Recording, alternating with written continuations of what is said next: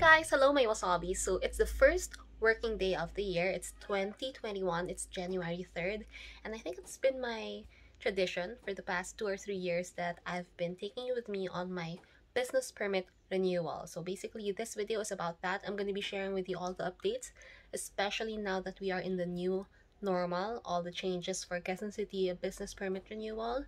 Basically, since the past 3 days, I've been checking the city's website. So it's something that you'd have to do as well kasi baka meron na kayong online processing. I've heard Pasay has their own online processing. But for Quezon City, you just have to download, hanggang download online pa lang ng forms. There's no online processing. You still have to go to the city hall. You still have to go to your barangay to get your permits updated and paid and submitted. But all the forms I was able to download. So before anything else, let me just share with you some of the forms that I was able to get and prepared all the photocopies before actually going to your barangay or the city hall. So what's new about this year's process is that all the forms are actually downloadable on the QC website.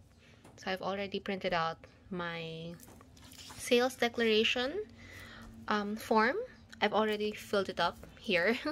And then also the renewal form is downloadable on the website. So I've already filled them up and prepared all my documents, all my photocopies. Basically it's here, so you can follow these requirements, clump them all together before you submit them. But first, you have to go to the barangay and get your updated barangay permit. So that's what I'm gonna do now.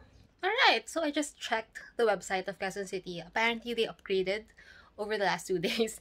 Medyo nagkaiba yung process. I checked now, just now, before leaving the house, na meron na silang online processing.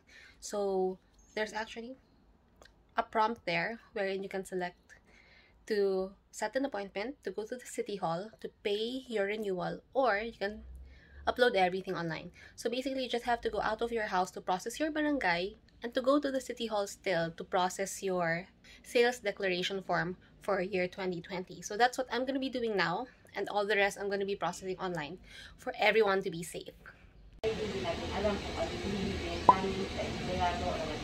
Okay.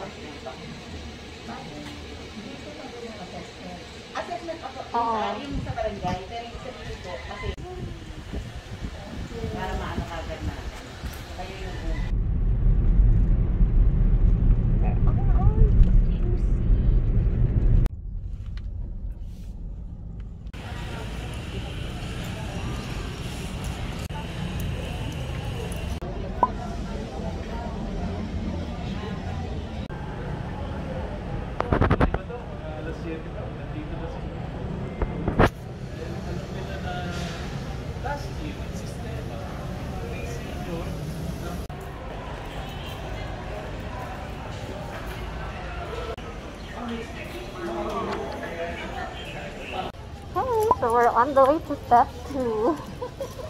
Dun, dun, dun. Step 2.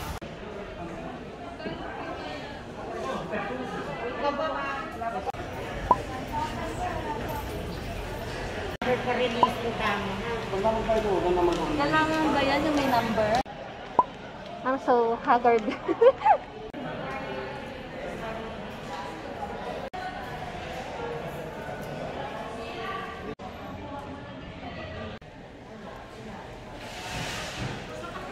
Hey guys, so we're here at the final step. Actually, ang tagal namin dito. They seem to be clueless on what they're doing. Hey guys, so it's been 4 hours. It took us 4 hours to process my business permit renewal. It's so much longer than last year. Last year was super fast. Ngayon ang tagal. Ang tagal kasi hindi nila alam kung ano yung ginagawa nila. Like, it's a big evidence of incompetence. And I realized how much the city is unsupportive of SMEs, of small and medium enterprise. Imagine, it's as if they didn't even feel na we were affected by the pandemic.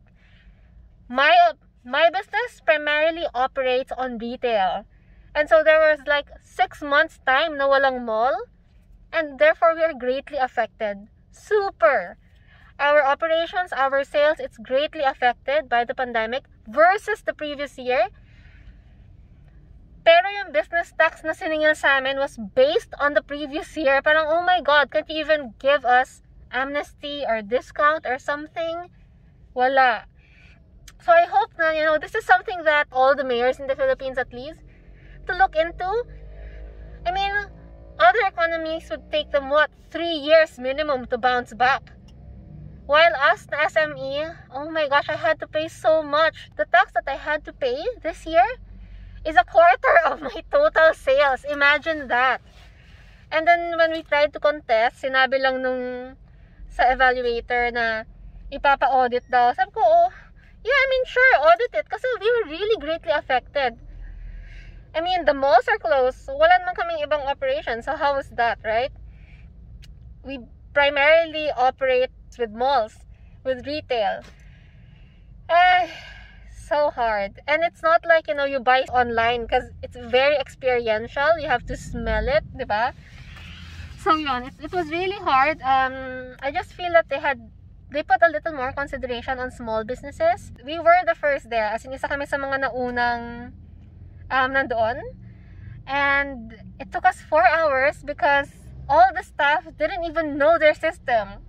As in, parang walang nag-run through, wala silang practice, wala silang beta testing, like what we do in PNG before we roll out a system or before we roll out a new process, meron beta testing.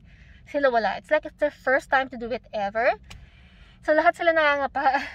And there were like 6 people attending to my account, to my business.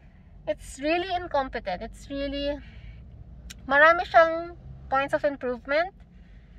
And buti na lang, I guess one of the tips that I can give is you have to check the website, download everything, fill up everything, set your appointment. Important yon. Set your appointment. Don't even try to go there and walk in. Kawawa ka. You'll be at the back of the line. So you have to set your appointment, fill up all your forms para mauna ka. There's no segregation kung seniors or not because wala sila. They're not equipped with that right now. Unlike last year. Last year was fast kasi may senior lane and stuff, PWD and pregnant and stuff. This year, wala. So the only defining factor is you have to fill up all the forms, set your appointment online, and make sure all your requirements are with you na. And then, what else are the learnings? Yun lang, I just felt really disheartened of the business tax that I had to pay. As in, may increase pa rin. Wala man lang amnesty or consideration for small businesses. Because really ginagapang na yung 2020 and really ginagapang even this year. I mean, who knows what's gonna happen this year, right? If this happens, more small businesses will close, definitely. I mean, I've been thinking na, okay, should I even proceed with this? Kasi my only retailer is not even paying me yet. I mean, I'm basically putting money out of my own pocket. As in. So yun lang, it's really frustrating. What else? You can, for business tax, I think you really have to go there. So walang lusoton. But you can also opt to apply na lang online. So after you pay your business tax, pwede ka nang umuwi and then just scan everything, submit everything online. It took us 4 hours kasi it took them time to scan everything. It took them time to encode everything. At pati yung pag-encode may mali pa. So, it was really frustrating. There was one guy there, si Sir Joel, of the BPLO, I think, who was really helping us. And he was really getting my feedback. Kasi nga, we were one of the first talaga. Like, the first hour nandun na kami. The first hour, nasa barangay na kami. Even the barangay, we had to go back. Kasi hindi pa raw nila alam yung directives from the city hall. So, sana napag-usapan na nila before the first working day, right? So, anyway, hi guys, so I also got back to our barangay. I was able to get my new barangay clearance. Buti na lang, same day ko siya nakuha and then I paid for it na. Learnings. Sana they're able to consider SMEs like us, like those who are earning below 200,000 or something. Sana, di ba, meron mga amnesty or discount or something. Because it's COVID, it's the pandemic. It's really very hard for the small businesses. But they didn't consider that. It was very burdensome to pay for the business tax this year. What else? They should have ironed out the process. It could have been so much faster and more efficient kasi nga online na, pero ang daming hurdles. Like, they didn't know what to do. None of them knew what to do. From the first step, hindi nila alam. The people also were not informed. So, hindi alam ng tao na they should have downloaded and printed and filled up the form before actually going to the city hall. They didn't know they had to sign up for an appointment. Nobody knew anything. Sayang. And I'm sure it's gonna happen for this year. Sayang, di ba? Na they had the database, they had the contact number. Sana nag-text blast sila sa mga business owners na, you know, what to do and what to do. Or sent an email or something, because I'm sure they have all the emails. Even the clearances per department, it took them so much time. Like one of the clearance that I had to process, sabi 2 to 3 weeks lang. It took me more than a month to get it. So marami silang parang mga inconsistencies na sana could have been improved. Another observation is none of them knew what was going on at the beginning of the day. It's work day 1. It's the first working day of the year. Dapat alam na nila. Dapat na-brief na sila even before the holiday break happened. Ang daming holidays. Dapat December pa lang alam na nila yan.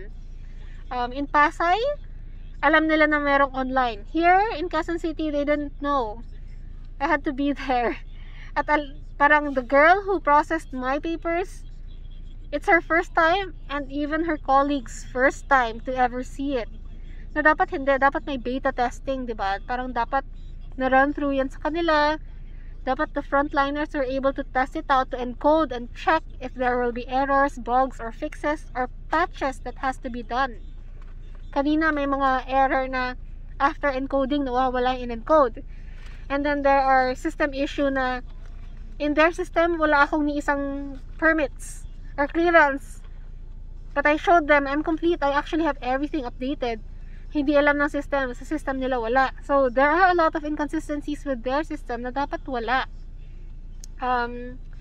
Hopefully, it gets ironed out.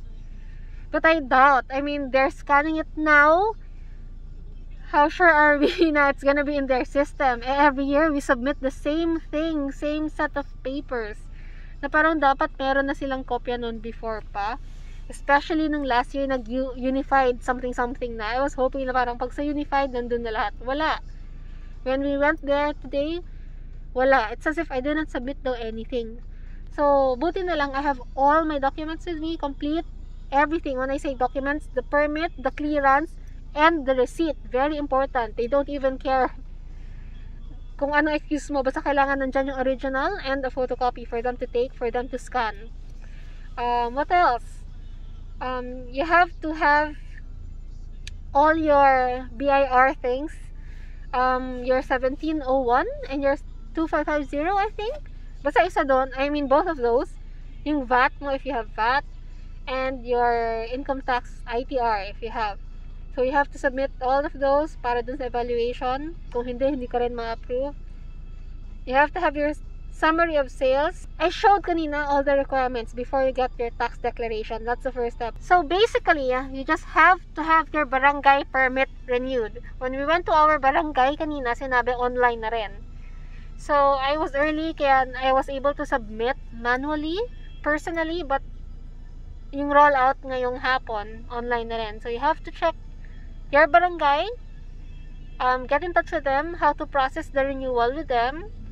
After that, you can also process your tax declaration sa mga mall. You just check Quezon City Government's website. I'll put it here. And then you can pay in malls like Robinson's Magnolia. You can pay in malls.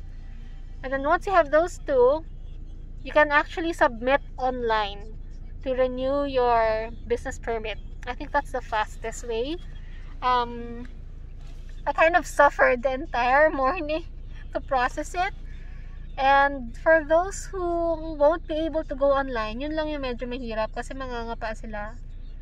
And yun, I hope this video would help them, yung mga sasabak talaga in person sa City Hall, because it's gonna be like a jungle. I hope it gets more ironed out for you, and I hope to see you on my next video. Bye!